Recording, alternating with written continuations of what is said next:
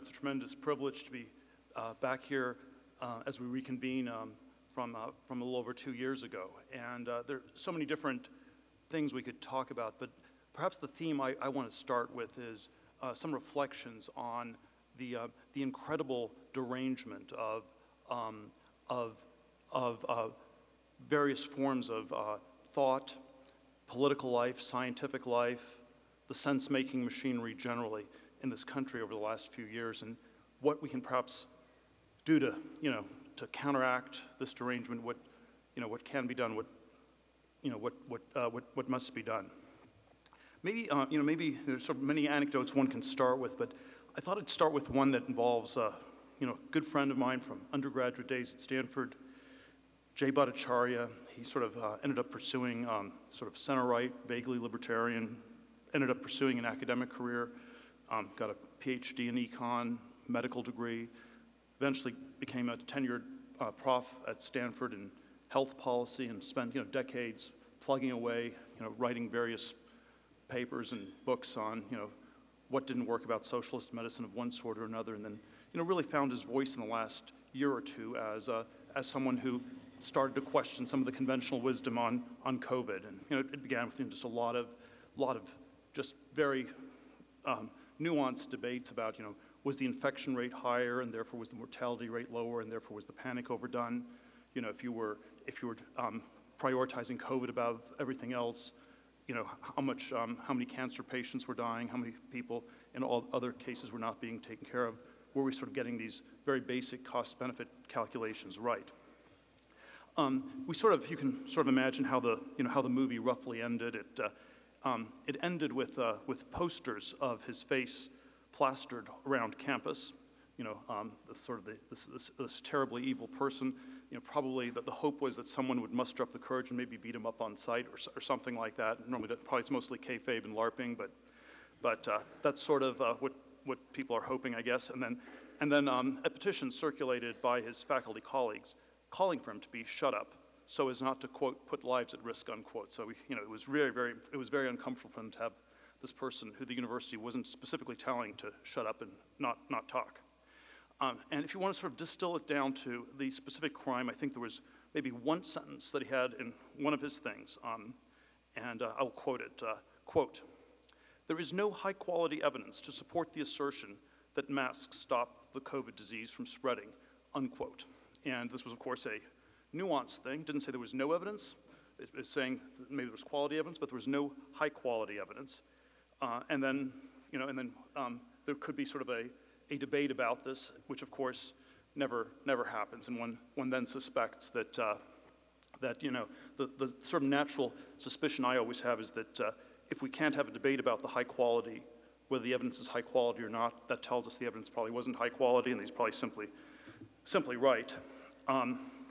And of course, more generally, it raises questions about just this very, very strange way in which the mob goes against the individual, in which the consensus theories of truth seem to misfire so badly in our society. Where when we look back, a year and a half later, I think he was more right than wrong on these things. As far as I can tell, it's still complicated. Certainly, there was something deranged about a debate in which you could not have these sorts of discussions. And if you want to frame it politically, we always think of democracy as a good thing. In a democracy, the majority is more right than wrong, and if you get 51% is more right than 49, and 70% is even more right. But if you get to 99.9%, I mean, maybe that's totally right, or maybe you're in North Korea. And you have to ask this very subtle question, a very all-important question: where do you sort of shift from the wisdom of crowds to the madness of crowds? Where do these things shift to becoming, a mob or a racket, or simply something that's, a totalitarian lie?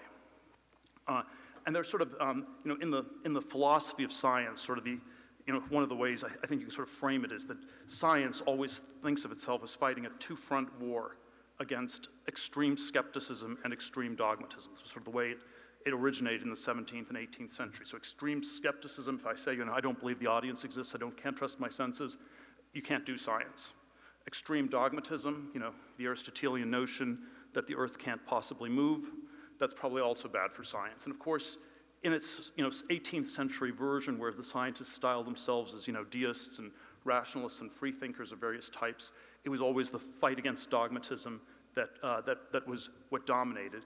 And in a very, I think, paradoxical turn, that is still the way they think of themselves, even though if you sort of say where it's gotten unbalanced and erred, it has obviously just become massively on the side of dogmatism, not enough skepticism at all, you see this, of course, in all the genuflections to science with capital S. In this household, we believe in science. That's sort of an evidence that you don't, or just even just the assertion. I always think that when you have to call things science, they aren't, like climate science or political science. We don't use physical science or chemical science because you don't need to push it quite that hard. And this sort of extreme dogmatism has, of course, it's not even been one of a very stable variety, like maybe the Catholic Church and its anti-Aristotelian notions, or its Aristotelian notions on Earth. It didn't shift itself every month or every year on this. And we've had a dogmatic, maybe an atheist church in science, a dogmatic church that has nevertheless had crazed hairpin turns in the last year. Just on the COVID thing, there are too many to enumerate, but just the very basic ones are masks first ineffective, then required. Vaccines 1 year ago, Kamala Harris was still campaigning that she would never take a Trump vaccine. Now they're mandatory. And of course, there's the strange history of the lab leak, where it was first racist and taboo. Now it's probably correct, even though I'm not totally certain we're allowed to discuss that yet. But it's probably sort of allowed to discuss this. And this sort of dogmatism, these hairpin turns, this sort of epistemic closure is, I think, one of the ways that things have just gotten deranged over and over and over again. And I want to maybe just go, in the COVID example, I want to go through maybe two other ones.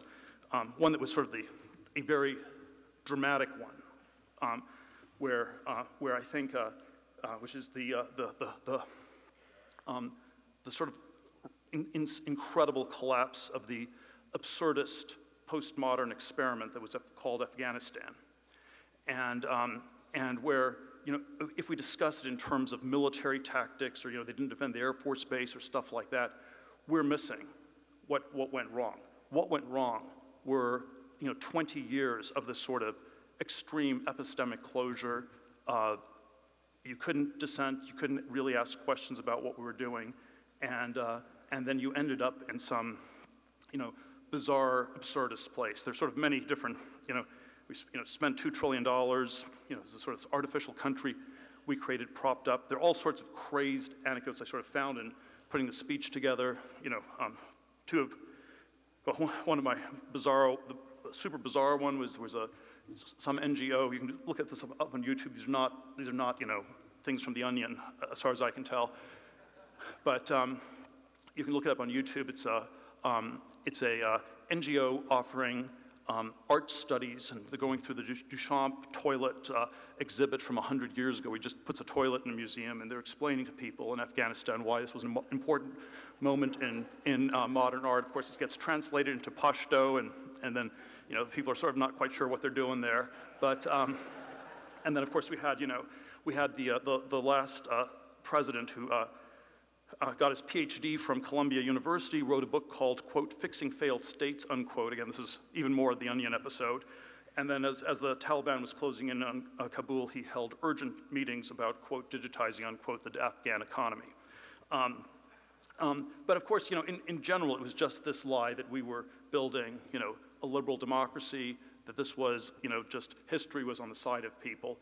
And if we, again, want to sort of focus on a dissenting individual voice that articulated the alternative in very clear terms, in ways that I will also quote. It would have been President Trump. It was articulated maybe at a late date. We can debate whether it could have still been course-corrected.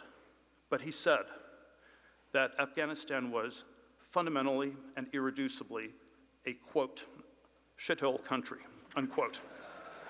And now, I would never say this myself. I would never, there's a reason he was sort of out on a limb in saying that.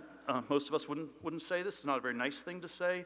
It's not clear that it's a very rigorous scientific description. But certainly in a world where that question couldn't be debated, couldn't be discussed, is he right? Is this an accurate description of the country? Is the $2 trillion just sort of throwing good money after bad? That's the kind of world in which the whole thing ends in this crazy way. The mob, the individual is right. The mob sort of silenced the argument, and then it works until at some point you get to this point of crazed total collapse. Now I think there's sort of a way in which Afghanistan is sort of this faraway country we don't know much about. There's a way in which you could think of COVID as sort of strange questions of health policy. But maybe I will end on one where I think the epistemic closure is even bigger. It maybe involves our perhaps our most sacred institution, our most high-functioning deep state institution, one that we can't ask questions about at all, and therefore we should suspect functions worse than almost all the others. And it's one that I think, to some extent, is accessible more and more on this common sense level. And I'm thinking of sort of the runaway, non-transitory inflation that's happening in this country, and the complete bankruptcy of the Fed. It's again, we have the sort of epistemic closure in the form of everybody jumping onto MMT theories, or theories that you can print as much money as you want to, there will never be inflation, at, of course, precisely the moment when they're wrong, precisely the moment when no dissent is allowed. I've sort of, I think one of my sort of incredibly big misses of the last decade, I did some, but not as much as I should have, was not buying enough Bitcoin, not buying enough crypto. And at $60,000 a Bitcoin, I'm still not sure that one should aggressively buy it. But surely what it is telling us is that we are at a crisis moment for the Fed. It is a canary in the coal mine. It is, the crypto market is the pure money market, and it is telling us that the epistemically closed bubble around fiat money in the US is heading towards some crisis point. The Wizard of Oz is always this metaphor on Fed, on central banking, and I've sort of thought that maybe we're close to a Toto moment in the Fed, where the little dog is pulling the curtain aside from the Holy of Holies, and you realize that there's nobody there, nothing's really going on, and we've had sort of these preliminary questions about the nature of the stock trading and things like this, and without going into the details of that, it's when you start asking these questions, the institution is in trouble.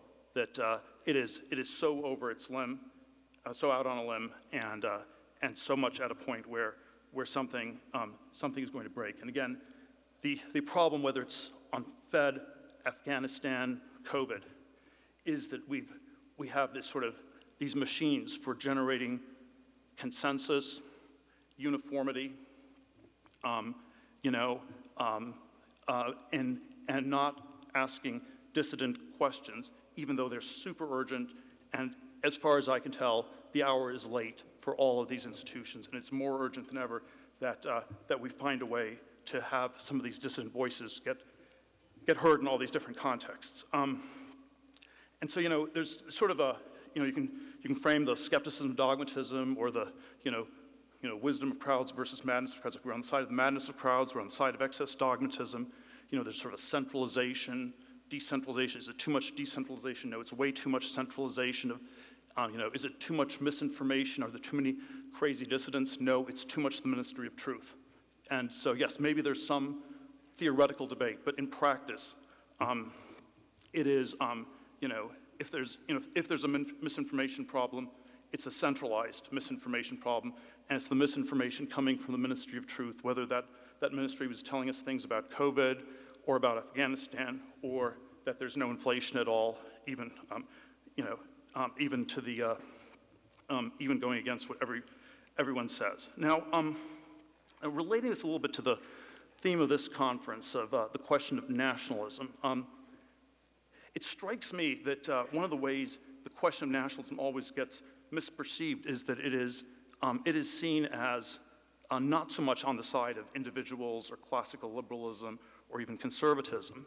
And yet this seems to me very wrong, because the place where we have the worst mobs, the most homogenized forms of thinking possible, are in the context of globalization. And if we think of nationalism as a corrective to the sort of, homogenizing, brain-dead, one-world state that's totalitarian and where there no dissent, no individualism is allowed, it is the sort of all-important corrective at this point. And I keep thinking that the worst forms of this sort of fake consensus, fake dangerous centralization, ministry of truth, are all the globalist versions. To make this even more self-referential to the attendees here, I was sort of reflecting on, the World Economic Forum, the Davos conference, where, I last went in 2013, and the sort of insight I had that was sort of interesting, where you have all these different people, but they represent, companies, or maybe they represent, maybe they're the heads of states, they represent a government, a country, they might represent, in various contexts, they represent, of course, lots of NGOs, but there are no individuals.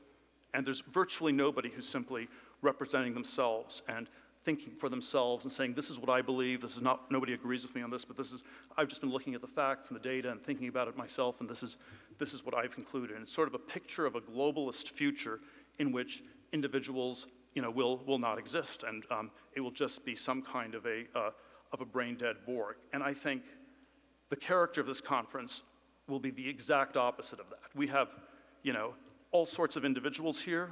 I hope they will not agree with one another. I hope that we will have, incredibly vigorous debates, and that this is the sort of thing that is needed if we're going to course correct in this country, and so I don't know what metaphor you want to use, but it's sort of the Biden administration is sort of like the Titanic, in which we have the zombie retreads from, the Clinton and Obama administrations. I mean, people like even Larry Summers is probably too heterodox to be allowed. And we sort of have the zombie retreads that are just busy rearranging the deck chairs, maybe mopping the floors on the deck or something like that. Captain's reading from the teleprompter, just always north, due north, steady as she goes. And we need some dissident voices more than ever. I will just end with sort of a fantasy of mine of what victory would look like, and I don't think this will happen, and or it's a long ways off. But I would like us to go back to a country in which we have ticker tape parades for single individuals. We haven't had such a ticker tape parade in the 21st century, and individuals, not just sports stars, not just individuals who might even be American, who might even be doing things that are changing society, asking dangerous questions, inventing things, and my candidate for the first such person we should do a ticker tape parade for, and he or she may well not show up, but we should still do it. My candidate is Satoshi Nakamoto. Thank you very much.